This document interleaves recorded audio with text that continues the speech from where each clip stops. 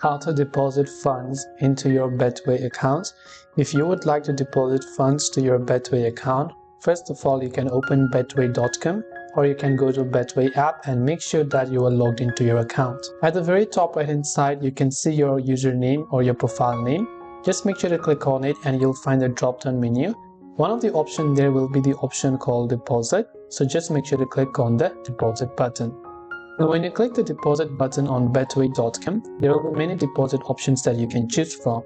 You can choose Skrill, which is the best choice for my country. In your country, it could be something else. You can use PayZ, you can use Visa or MasterCards, or you can use Neteller.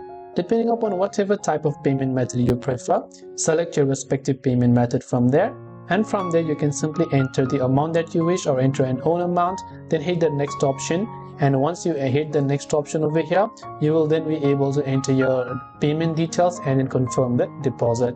This way you'll be able to deposit funds to your Betway account. I hope the video helped you. If you have any questions, feel free to leave them down. Thanks for watching and see you in the next video.